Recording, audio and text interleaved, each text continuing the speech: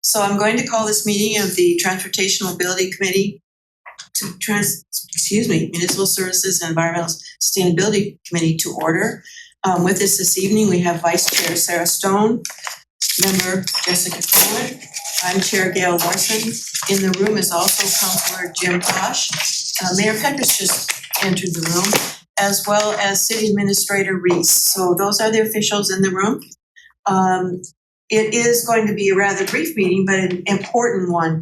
When the Transportation Mobility Committee was formed by legislation, they were required to make a report to council on an annual basis.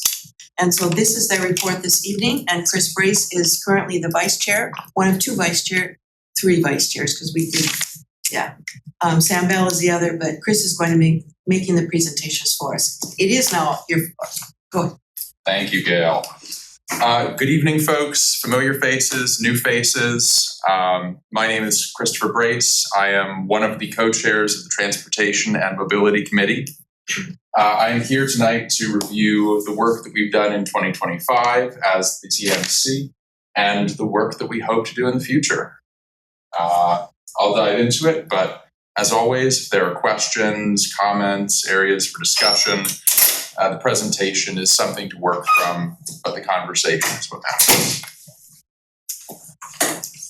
Starting at the top, as Gail said, we were reconstituted in September of 2024 by City Council.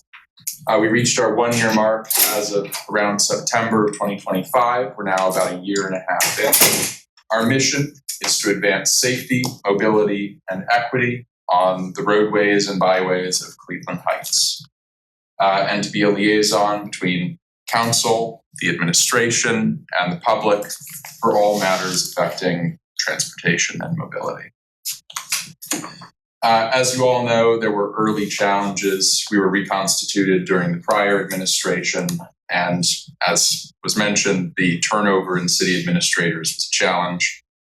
But we adapted to that, built direct connections with the administration, and I won't read all of the names, but to those of you who helped the committee in its early days and helped us build those connections, we are tremendously thankful and proud of what we were able to accomplish then and what we are aiming to accomplish now. Last year, we had a few early accomplishments that we're proud of. One of our newest members was able to work with city administration and public works to restore handicap spaces that were lost due to the transition away from metered parking. Expand upon that a little bit, especially on the Coventry.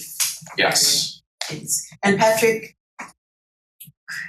Crago is the member of the committee that helped us through this particular initiative. So, yeah, if you could expand on that, I appreciate it. Absolutely. Pat is one of the newest members on the committee. He is a tremendous voice for mobility on the committee, and he was able to identify that during the transition away from metered parking, a number of our important handicap-only spaces were lost as those meters were removed. And he was able to work directly with Director Clinkscale in Public Works to get those spaces restored and,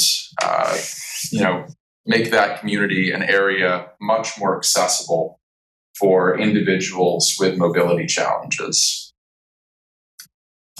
And that background and having a diverse array of backgrounds on the committee is part of what makes us, somewhat unique as a window between the administration and the community to identify these kinds of things that could be missed if not for the broad backgrounds of our members. Howard Mayer was also able to restart a community dialogue with Senior Transportation Connection. I believe that's still ongoing, but there's at least an open door there in the future that we might be able to become part of their network. We served as a bridge between community for a number of community concerns that came to us. We were able to relay those to the administration and get people updates on items relevant to them. Do you remember which one? Well, There were a couple.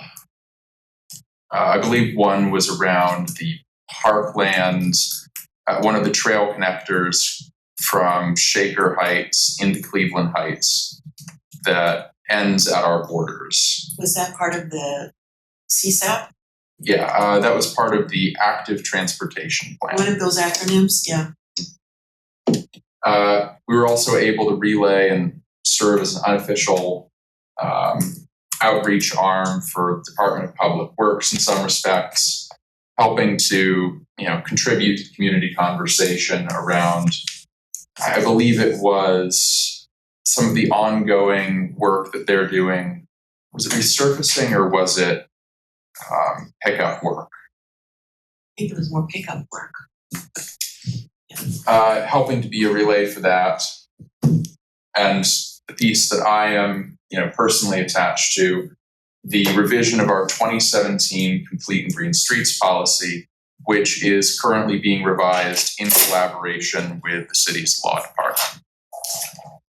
City Administrator Reed, not to put you on the spot, but I guess I'm going to. Can you update us on where that stands, the revision of Complete and Green Streets? Sure, I'd be glad to, Vice President Larson, members of council. So Chris and I met last week to talk about a number of things, including this piece of legislation. And we think it's best and most efficient for Chris to go back and create a new draft based on input from Public Works, Planning and Development, and Law. And then we're going to take that new version and get the input of Public Works and Planning and Development. And then after that, then take it to the law department. So we think that will make a lot of sense because we did get feedback. Actually, my first week is I was presented with this and we had a meeting. So that's the plan going forward, and we'll definitely keep you posted. And my usual question, is there a timeline on when Chris would have his revisions possibly ready to send over? That's up to him. My plan was to make those revisions for the next meeting of the committee and then hopefully get those reviewed by the committee, come up with a new approved committee draft, and bring that back to the administration for further analysis. I wonder if you could just again, because I am new, just talk a little bit about the senior transportation connection, the history there, and it seems like there's some challenges there. In terms of the Complete and Green Streets policy. No, your second bullet item here, you said we started community dialogue with senior transportation connection. Gail, I think you have a better history in this than I do. We have senior transportation via 3 vans that are located at the community center and 3 drivers if the staffing is complete. Those drivers used to go, that people could call up and say, I have an appointment with my doctor at Hillcrest. They cannot do that anymore. Oh. During COVID, that service is shut down. I see. So now the geography, the ability that people have to use our service within the city is within the city for the most part. It's very limited. So I was frustrated with that, and Howard Meyer kept mentioning the senior transportation connection because so many municipalities use it throughout the county. And they're still in talks with Parks Director Gonzalez because he would need to be on board with proceeding with making any, because there's a contract involved and there is some expense. And for now, it's just a work in progress. Okay, thank you. And I just, not knowing any of that, I know the CEO and I ran into her recently and I had connected her. Councilman DeWitt Foy is not on the Zoom anymore, but I reconnected them because I knew that Parks Director Gonzalez was the one who oversees the transportation. So I'm not sure. I thought that was a Parks and Recreation thing. Now I'm realizing it's also a transportation So, Well, Yeah. we talked during your new member orientation about the fact that sometimes it's not black and white Yeah. in terms of which committee. So there's going to be overlap, but we can all work together. Yeah. And I just had a quick question about the committee, again, just because we're new here. We're still new, but how many people are on the committee? Do you meet monthly, every 2 months, quarterly? Yes, absolutely. So we are a committee of, I believe, 7 voting members from the community. Councilor Larson is our liaison to council. We also have, as a non-voting co-chair, City Administrator Reese. Ken Bernard from the Planning Department has been attending as a representative of that department. And we meet monthly on the last Wednesday of the month at 6:45 p.m. in this room. There are reasons for that specificity. We are the only committee that meets on the quarter hour, and It makes us memorable. I like to say we're special in all the ways. Thank you. That's super helpful. Absolutely. We do all sorts of things, and a lot of our work lately has been focused on various of these things, as well as safe and complete streets principles and practices with the administration. And Vision Zero. Vision Zero. Can you pull them in a little bit on what Vision Zero is? Coming up. Okay. Thanks. I want to talk a little bit as well at this transition point from our past accomplishments into why we are so passionate about revising the city's complete and green streets policy and operationalizing changes to how we address roadway design. In Cleveland Heights, we've seen a worsening safety record over the last few years. We were never in a particularly good position, but in 2025, we had at least 4 deaths on the roadways, 970 crashes or more, and a comprehensive cost of over $110 million. Can you share how that community cost is calculated? Not the algorithm itself, but just kind of the concept of what it means. Mm-hmm. Absolutely. The comprehensive community cost is a method of calculating damage and losses, both financial and personal, developed by the Congressional National Safety Council and updated with new figures on a, I believe, biannual basis. It's the method by which the National Highway Administration and other major state bodies calculate the damages that a community suffers as the result of lacking a particular safety investment. And it's what they use on state and federal highways in order to calculate whether various roadway safety improvements are, quote unquote, worth the cost. In practice, about 30 to 40 million of that is real tangible costs in insurance, direct payments, healthcare, hospitalization, emergency services, roadway damage, damage to property. The remaining 60 to 70 million is the estimate of the lost value of human life as assessed by people's own self-reported valuations. Obviously, you can't put a cost on a human life, but in this sort of field, you have to put a cost on safety.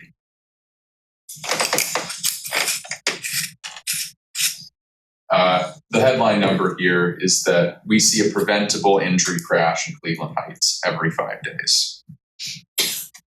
And those numbers have degraded over the last few years.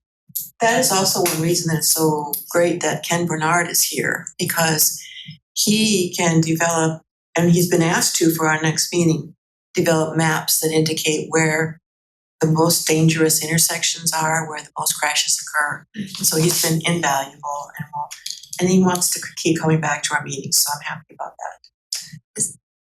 I just have a question on that, Vice President Larson. Is that map going to indicate conditions that might have contributed to those crashes? Because I'm curious how this interacts with like our snow removal policies and construction, but and also school zone things, you know, all of like the other factors that might go into it. I'll give that to Chris. So these are all the right questions to be asking. Ken's work is spot specific, identifying areas that we can target in the near term. If you're interested in the comprehensive background, Cleveland Heights was able to complete, as of last year, the Comprehensive and Equitable Safety Action Plan, or CSAP. This is a very deep, very comprehensive report on the last 5 to 10 years of serious and fatal incidents in Cleveland Heights, where they were, what contributed to them, what improvements can be made to prevent them from happening again. It is a very detailed map of all of these locations and all of these factors. I do think it's on the website. It is publicly available on the city's website, alongside the related but separate active transportation plan. Both of these are invaluable resources for understanding where the gaps are in our current roadway infrastructure and the changes that need to be made for future safety.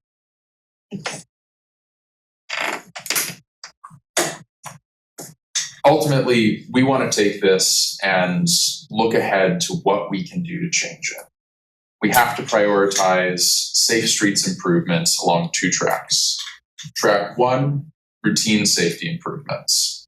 I'm pleased to report that under the new administration, there has been exceptional work done to build safer streets and improvements into the annual resurfacing program.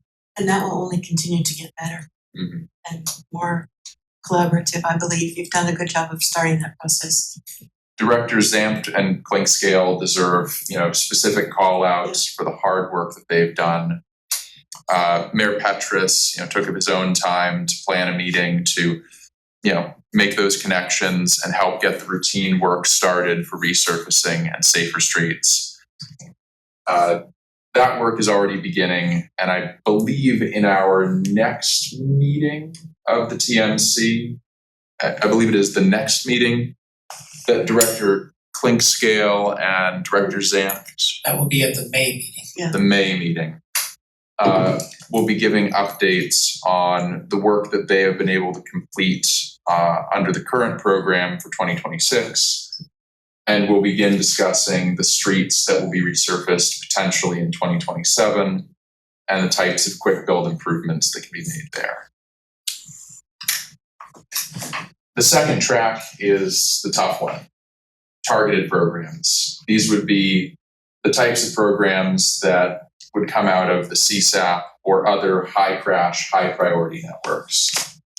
Traditionally, we have not funded these in a recurring manner, and a lot of our work has been piecemeal as the budget allows. There are ongoing conversations around this, and I don't want to preempt any of those, but suffice it to say that this is also a target area for both the TMC and the administration, and we would like to continue working in the coming year on how we can build out the highest impact solutions as quickly as possible. There is discussion about making sure that we continue this conversation as we're looking at the 2027 budget, just for council's information. First of all, I'm going to call on Councilor Bosch. Just a quick question. It actually came in via email to one of our followers online. Do you track any deer data crashes? So I don't believe we specifically track it, but there has been discussion around deer-related incidents as a proportion of the overall crash data. They tend to not show up too much in injury crashes, fortunately, just because modern vehicles are, I would suppose, deer safe in most regards. But they are certainly a serious nuisance. They make up a non-negligible fraction of our property damage crashes. And limited data is available on the OSTAT's website. And I want to say there was another source that Howard Mayer tracked down that was more complete.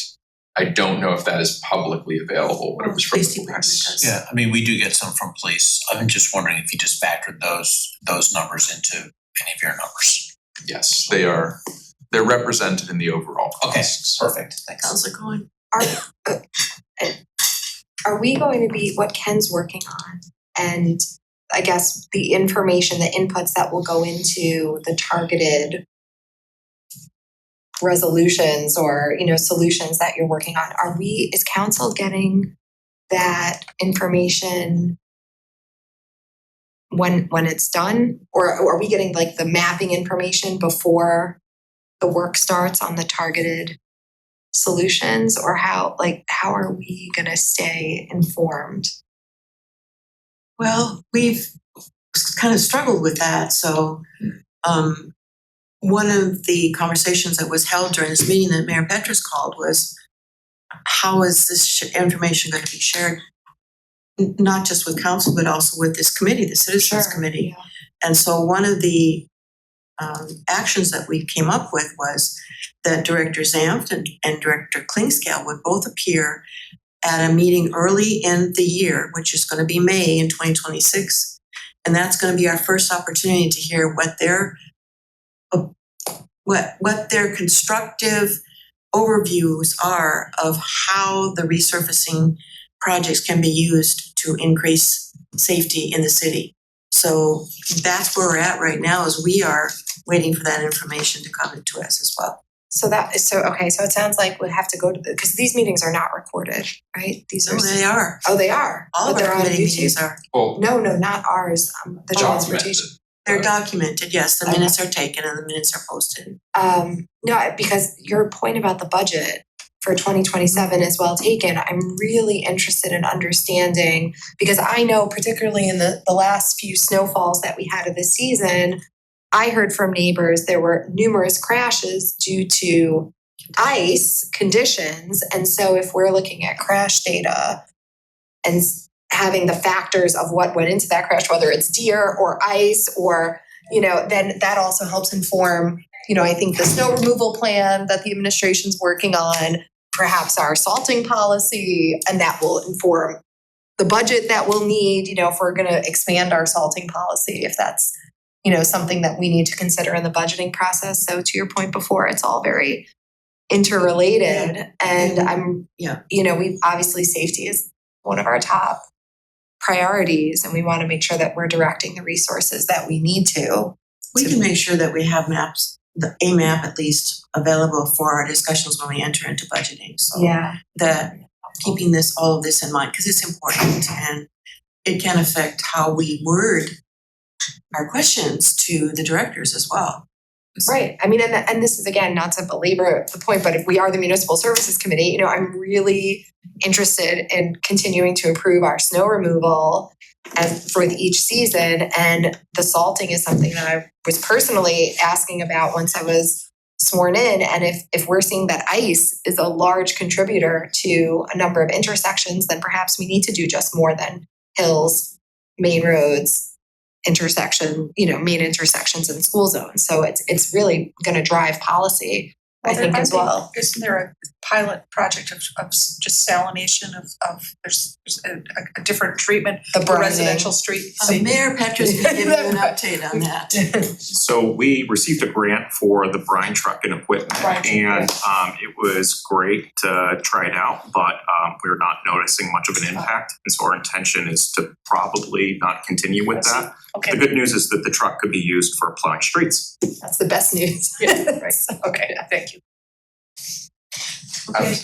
Yeah, absolutely. And a lot of this stuff as well, the routine work that will, be mostly happening in the TMC, there is absolutely a chance to report some of that out at intervals to either this committee or council of the whole public safety and health committee, but wherever that would be most appropriately received, there's definitely opportunities to keep council in the loop. The big one is the targeted stuff. That would probably fall under the general header of Vision Zero related or Vision Zero task force material.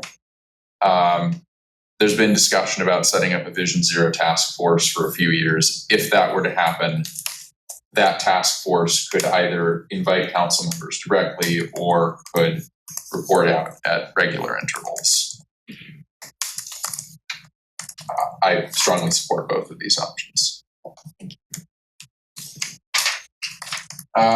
In practice, we've hit a number of things. We're going to continue working on a wide variety of topics, as is our mission.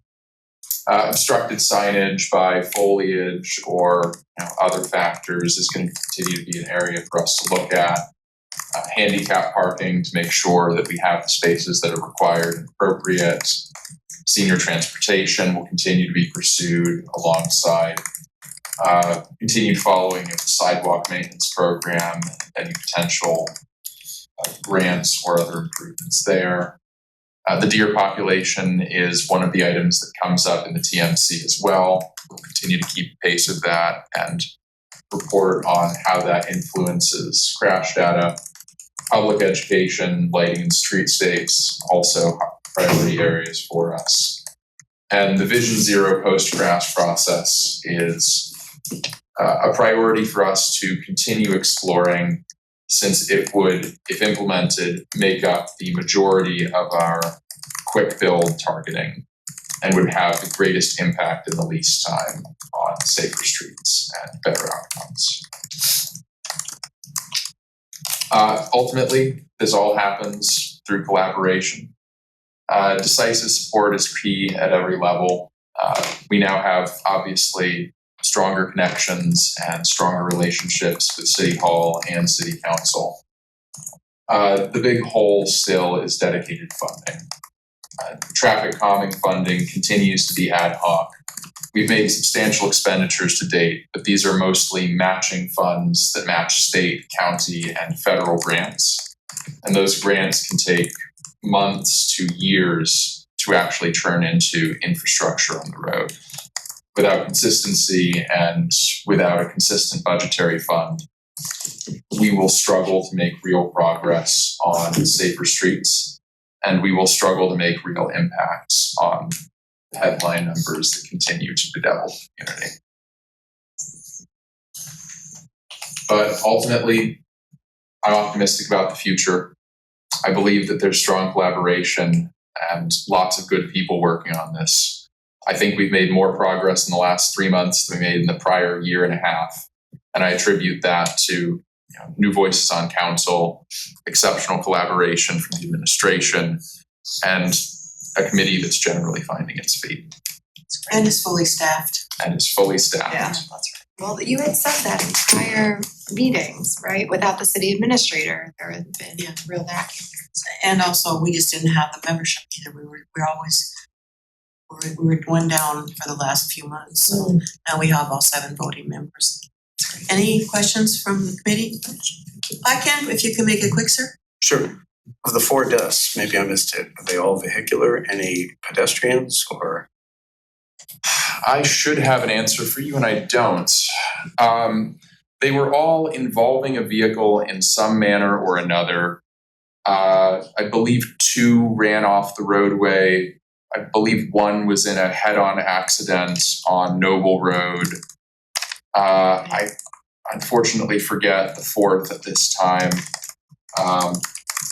But yes, all related to known deficits of the roadway or intersection at the location where the deaths occurred. So within Cleveland Heights, there was more than 4 deaths, is that correct? 4 that I am aware of, based on official statistics. In 2025. In 2025. Okay. There were 2 pedestrian fatalities, at least on Lee Road in 2024. Yes. Yes. I believe there have been about 20 fatalities, averaging about 4 each year for the past 5 years. So that's why our goal is Vision Zero. I get that. Yeah. And it's hard to put a price on life. A couple other quick ones that don't involve, I think, big programs or big dollars is the obstruction of view from traffic and turning. Probably the worst that scares me every time I go up to Home Depot from the south entrance off of Taylor Road you cannot see the traffic lights. And we're all here and we know, we go there all the time. We know as we're going up around the rift to stop, if you get somebody from out of town and there's leaves on the tree, you don't know there's a stop sign, a stop light ahead until you're about 60 feet from it. A simple sign, $200 fully loaded, somebody to install it with signal ahead, at least provides something. There's a lot of other ones where people have bushes and East Scarborough and Taylor Road. You cannot see anything until you're out the road because there are big bushes there. I think that was one of your obstructed signs. It sounds like that's one of your priorities for the coming year. Right, and those are, everything's work.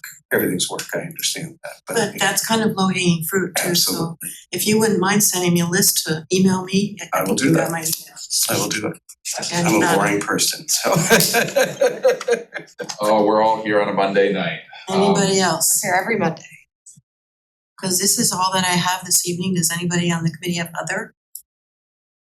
All For right, me, On other, I know Mayor Petrus, I'm sorry to but we will soon have the snow removal plan. I know you're still working on that and you have a couple more Yeah, so pieces. the only outstanding item is learning the cost of the salt, and so I followed up with the Public Works Director in this meeting to learn when she might have that info. Yeah, and then also the resurfacing plan for 2026 that we're gonna be released, or I should now be you, releasing the streets Yeah, I soon. can follow up with her to learn the status of that. Yeah, I think the public would like to know which streets are getting a full treatment versus the pothole. I know communications is working closely with Public Works on that. Okay, great. I would also like to add that another component of what the committee is doing right now is liaisoning with the Greater Cleveland RTA. That's great. that was Because something that came up in bus emails service, yes, again, because bus service is extremely important, especially to our community north of Mayfield. And the children who don't have busing that are in the high school that rely on the bus to get to the high school. I think we're going to build a relationship there that will help us be advocates for more frequent services or whatever the RTA can do. Of course, now they're talking about cutting service, but we're trying to make sure that what we have is not cut. And that also that the people who are mobility challenged have access to transportation. and that's an action you're taking as chair. That's why the conversation is in the committee. It's one of our agenda items. That's great. Glad to hear. Go ahead, please. I was gonna adjourn unless you wanted to. Well, I was just gonna note, like, the current frequencies on a lot of the bus services, the standard for frequent service that actually gets you connecting across is 15-minute service. We have that on Noble, but we don't have that anywhere else. Trying to find a way to increase service to the point that it's a really compelling option. You know, we've come a long way. The current buses are new, they're nice, they have active, displays, next stop announcements. They're really quite fine, but we just need more of them. Connectivity, walkability and connectivity and bike safety. So with that, looking at my committee members, good? All right, I'm going to adjourn this meeting. Thank you very much. Thank you.